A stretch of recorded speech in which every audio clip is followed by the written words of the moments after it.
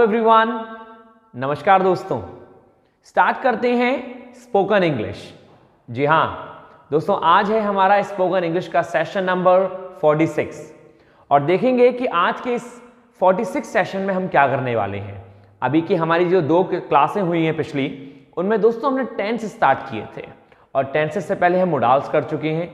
यदि आप में से कोई भी इन क्लासों को गो थ्रू ना कर चुका हो तो प्लीज उसको जरूर देखिएगा, क्योंकि मोडाल्स दोस्तों हमारी इंग्लिश स्पीकिंग के लिए और कंपटीशन के लिए बहुत इंपॉर्टेंट हैं, as well as same tenses. यदि आप टेंसेस देखते हैं तो आपको आगे की वीडियोस बहुत क्रिस्टल क्लियर समझ में आएंगी, नहीं भी देखते हैं तो भी समझ में आएगी, लेकिन आपको प्रॉपर टेंसेस की नॉलेज हो जाएगी दोस्तों। राइट, स्टार्ट करते हैं आज का टेंस और देखते हैं कि आज कौन सा टेंस करने वाले हैं। लेकिन टेंस को स्टार्ट करने से पहले मेरी वही पुरानी बात जो कि सबसे इंपॉर्टेंट है टेंसेस के लिए, मोडाल्स के लिए, या किसी भी एग्जाम को या स्पोकन इंग्लिश को फाइट करने के लिए, और वो है दोस्तों प्रैक्टिस। आप प्रैक्टिस करना ना भूलें। The much and more practice you do, the much and more authority of passing the examination, या फिर the much and more clarity in your voice you can get easily. मेरा मतलब कहने का बहुत सिंपल है, जितनी प्रैक्टिस आप करते हैं आपका लक्ष्य उतना ही अच्छा और क्रिस्टल क्लियर होता है आपके लिए। तो प्रैक्टिस किसी भी चीज के लिए बहुत इंपॉर्टेंट है। राइट, तो प्लीज प्रैक्टिस करें।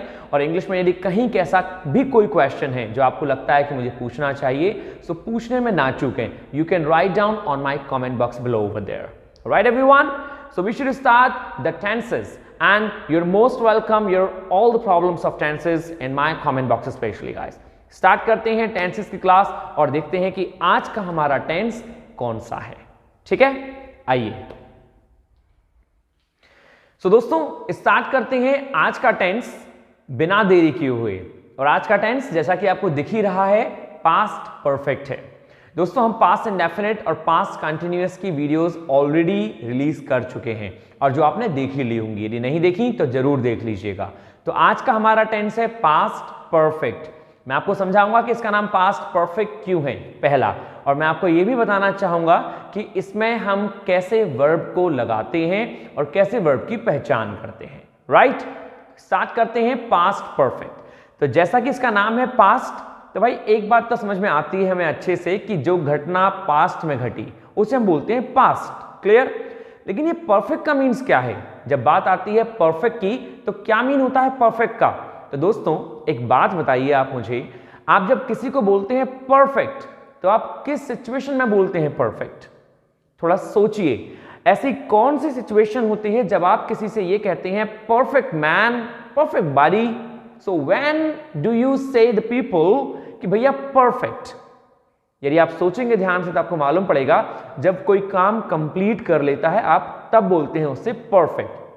आपने किसी को कोई काम दिया और उसने वो काम बहुत अच्छे से कंप्लीट कर लिया तो वो हो जाता है परफेक्ट। राइट, आपके टीचर ने आपको कोई वर्क दिया करने को और आप उसमें अच्छा मार्क्स ले आते हैं, तो जब आपने अच्छे मार्क्स गेन किए तब टीचर आपसे कहता है perfect body, perfect student, perfect boy, perfect girl, this is what we call. तो परफेक्ट का मीन्स हो जाता है कोई भी चीज जो कंप्लीट हो जाए उसके बाद के उस प्रोसेस को बोलते हैं परफेक्ट।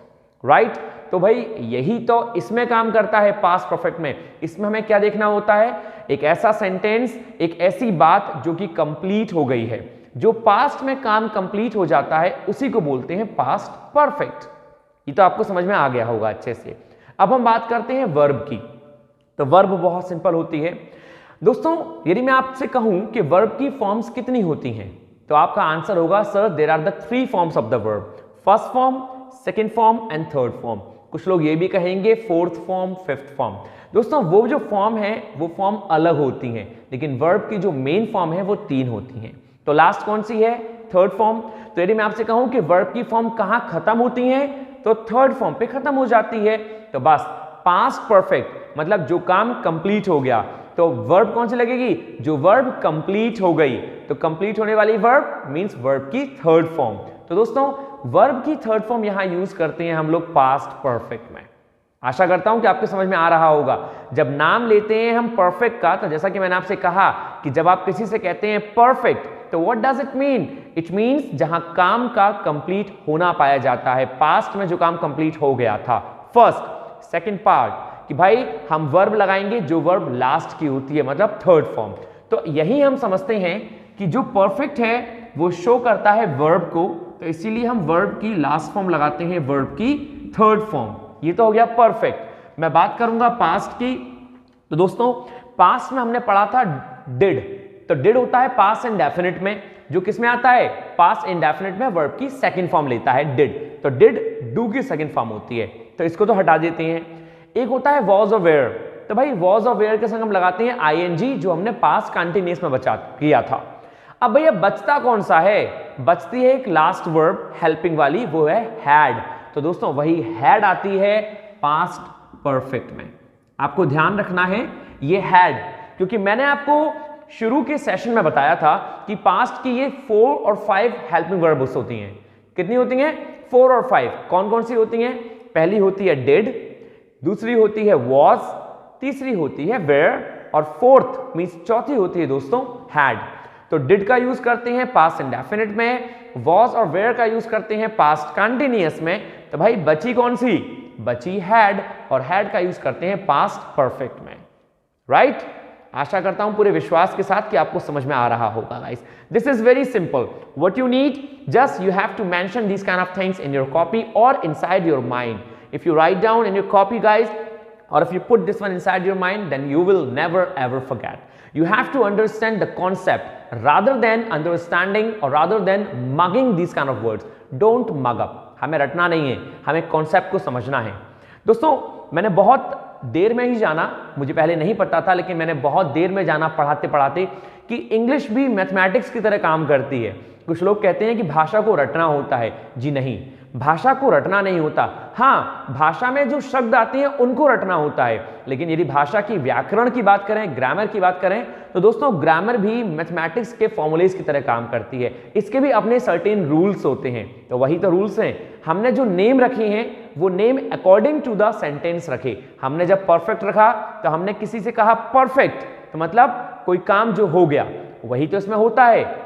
यही कॉन्सेप्ट यूज होते हैं। तो आपको समझना है कि सेंटेंस क्या कहना चाह रहा है, वो जो नेम रखा गया है टेंस का, वो हमसे क्या कह रहा है, उसके अकॉर्डिंग हम दोस्तों वर्ब को यूज करते हैं। राइट? तो सिंपल था ये तो थी कहानी एक पास्ट परफेक्ट की कि कैसे हम हैड प्लस थर्ड फॉर्म लगाते हैं। अब आ जाते हैं सेंटेंसेस पे। तो दोस्तों स्टार्ट करते हैं कुछ सेंटेंसेस। यदि मैं आपसे कहूं कुछ एग्जाम्पल्स के तौर पे, तो दोस्तों पास्ट परफेक्ट में सबसे पहली बात कि हम हिंदी में कैसे पहचानेंगे कि ये पास्ट परफेक्ट है।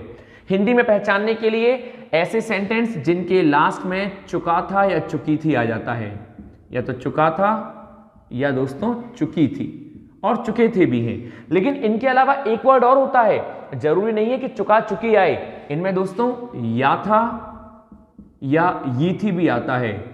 वो चला गया था, वो चली गई थी, ऐसे भी सेंटेंस आते हैं। ई, या और ई दोनों साउंड आते हैं। ये होता है पास्ट परफेक्ट दोस्तों हिंदी में। क्लियर? और इंग्लिश में had plus third form. Start करते हैं सेंटेंस कुछ। तो यदि मैं आपसे सेंटेंस कहूं तो मैं आपसे कह सकता हूं पास्ट परफेक्ट के सेंटेंसेस में, मैं अपने घर चला गया था। मैं अपने घर चला गया था, मतलब काफी समय हो गया मुझे गए हुए। तो दोस्तों मैं आपसे कह सकता हूं आई हैड, पहले सब्जेक्ट और फिर हेल्पिंग वर्ब यूज होती है हर जगह। आई हैड जाने की गो, और गो की थर्ड फॉर्म गॉन। तो आई हैड गॉन, कहां पे? अपने घर। तो दोस्तों I had gone to my house, मैं अपने घर चला गया था। दोस्तों कहीं जाने के लिए जहां डायरेक्शन को शो करते हैं वहां हम टू का यूज करते हैं। टू एक प्रीपोजिशन होती है और ये प्रीपोजिशन डायरेक्शन को शो करती है। राइट?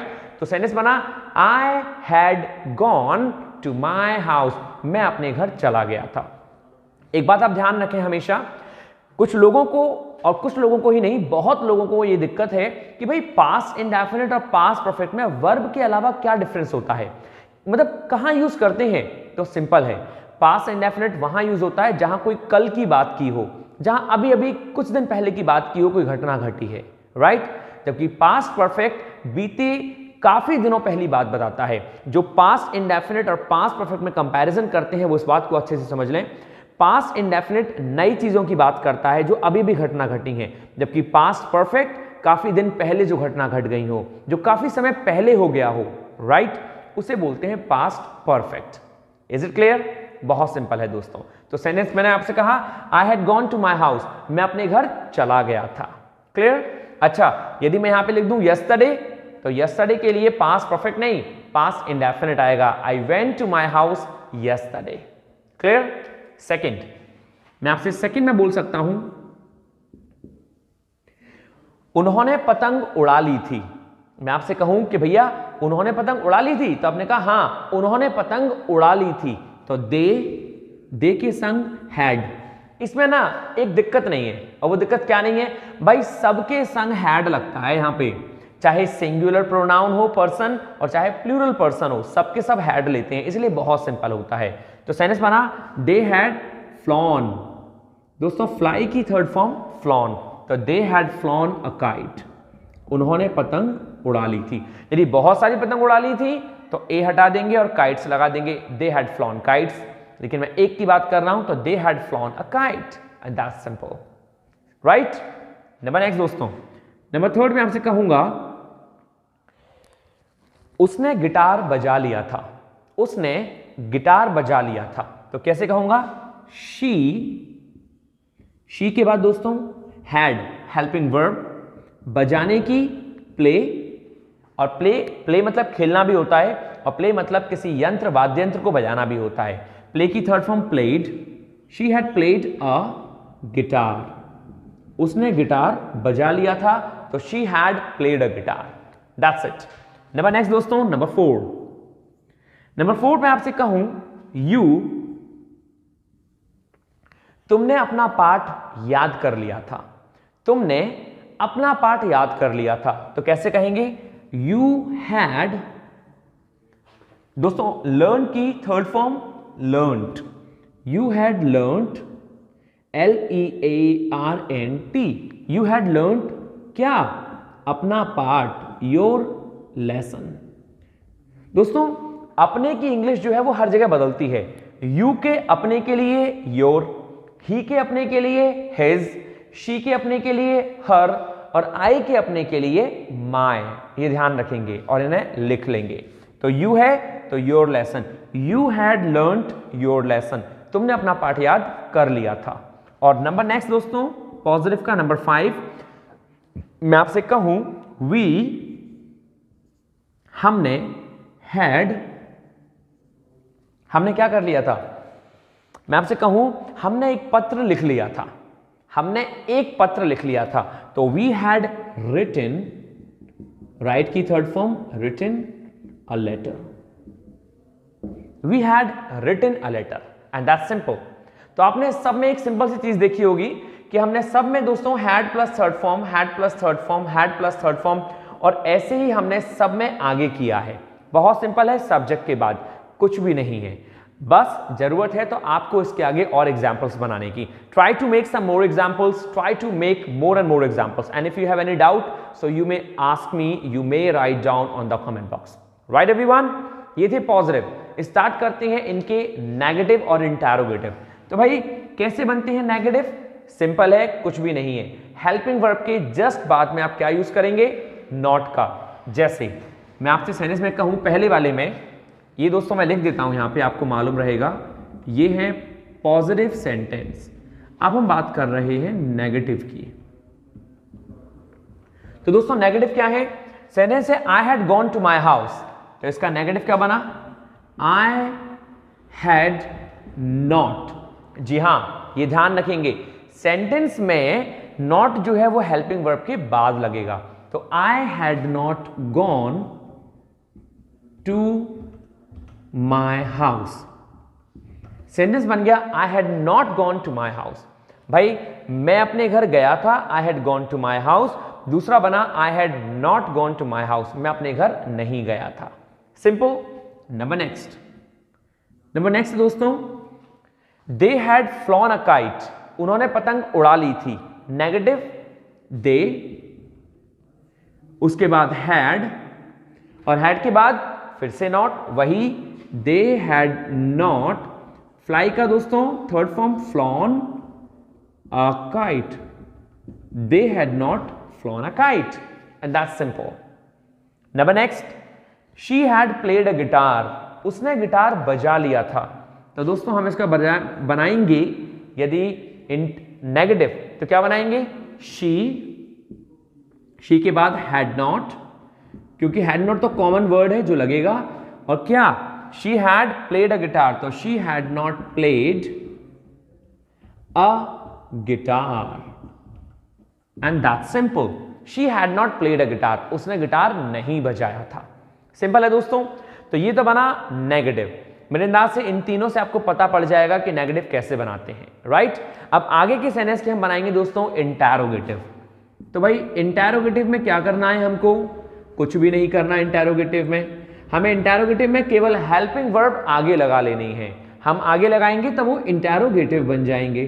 तो भाई कैसे बनेंगे इंटरोगेटिव? जैसे मैं आपसे कहूं नंबर 4 में, you had learned your lesson, तुमने अपना पाठ याद कर लिया था। तो अब मैं आपसे कहूं, क्या तुमने अपना पाठ याद कर लिया था? क्या तुमने अपना पाठ याद कर लिया था? तो क्या की इंग्लिश क्या बताई थी मैंने आपको? हम हेल्पिंग वर्ब को आगे लगा लेंगे तो वो बन जाएगा क्या?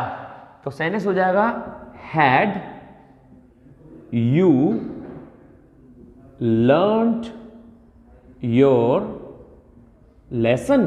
Question mark. Had you learned your lesson? क्या तुमने अपना पाठ याद कर लिया था? No, I had not learned my lesson. नहीं यार, मैंने अपना पाठ याद नहीं किया था। Yes, I had learned my lesson, of course. This is what we call the answers, right? Number next, number 5 दोस्तों, we had written a letter, हमने पत्र लिख लिया था। तो इसका क्वेश्चन सिंपल, हेल्पिंग वर्ब को आगे लगा लेंगे तो क्या बनेगा? Had we written a letter, क्या हमने पत्र लिख लिया था? Had we written a letter, क्या हमने पत्र लिख लिया था? Yes, of course, 120% we had written our letter, हमने अपना पत्र लिख लिया था। तो बहुत सिंपल है दोस्तों। कैसे करते हैं हम लोग क्वेश्चन को? सिंपल। अब हम बनाते हैं WH फैमिली में, कि कैसे बनाते हैं WH फैमिली में किसी भी क्वेश्चन को। तो बहुत सिंपल है। मैं यदि 6th आपसे कहूं, तुम वहां क्यों गए थे? तुम वहां क्यों गए थे? हमारे घर वाले जनरली हमसे क्वेश्चन करते हैं ना, पूछते हैं भाई क्यों गए थे वहां पे? तो क्या कहेंगे? क्यों के लिए वाई, राइट? WH के तुरंत बाद दोस्तों हम लगाते हैं हेल्पिंग वर्ब। तो वाई हैड यू, तुम, वर्ब की third form, why had you gone, और कहां पे? वहां। तो why had you gone there? Question mark. तुम वहां क्यों गए थे? Why had you gone there? That's simple दोस्तों। Why had you gone there? तुम वहां क्यों गए थे?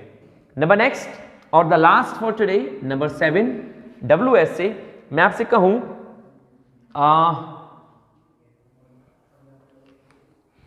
वो यहां कब आया था? वो यहां कब आया था? तो कब के लिए? when, हमने लगाया when, और वो मतलब वह, लड़के के लिए ही, लेकिन ही से पहले हेल्पिंग वर्ब। तो when had he come here? दोस्तों कम की थर्ड फॉर्म कम ही होती है, कम, केम, कम। तो when had he come here? वो यहां कब आया था? आशा करता हूं कि आपके समझ में आ रहे होंगे। बहुत सिंपल है, लेकिन आपको नीड है तो वही मेरी पुरानी बात, प्रैक्टिस की। दोस्तों प्रैक्टिस करें पास्ट परफेक्ट पे। The much more you do practice, the much more you get. Positive sentence, negative sentence, interrogative के दोनों आपके सामने हैं। कोशिश करें बनाने की और बहुत अच्छे से बनाएं। और बाकी सब के लिए मैं आपके साथ हूं। कोई भी क्वेश्चन हो आप मुझसे पूछ सकते हैं। फिनिश करते हैं आज की क्लास यहीं पे। मुझे अच्छा लगा आपको बता के और आपके साथ कुछ बातें करके। नेक्स्ट टाइम फिर मिलते हैं दोस्तों, फिर नए टेंस के साथ। तब तक के लिए take care of yourself, right? So thank you दोस्तों। Stay happy, stay healthy and stay hungry. Thank you दोस्तों। नमस्कार।